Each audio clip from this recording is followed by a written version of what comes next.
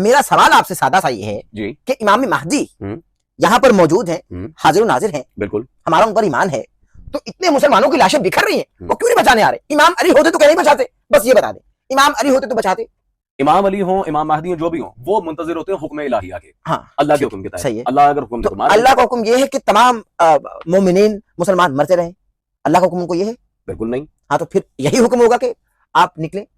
ये कहाँ लिखा कि निकले? तो सर ये कहाँ लिखा है जो आप बोल रहे हैं? वक्त मालूम तक की मुद्दत है इन सब के पास। आपसे उम्मीद नहीं है कि आप जाकिरों की गुफ्तगू करें यार अल्लाह हाँ, यकीन करें, आप जाकिरों की गुफ्तगू करें। मेरे भाई फिर अल्लाह खुद कुछ क्यों नहीं कर रहा? वो तो कहना अल्लाह कुल शैइन करीब। सर आप कौन होते हैं अल्लाह से सवाल करने वाले कि अल्लाह क्यों नहीं कुछ कर रहा? मेरे पास आयत है। क्या आयत है आपके पास?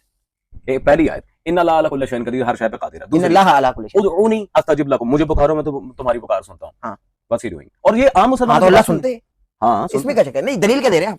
दलील मैं ये दे रहा हूं कि वो ताबे हैं अपने परवरदिगार के हुक्म के। जब अल्लाह कहेगा तो वो जिहाद करेंगे, और यही सबसे बड़ी बात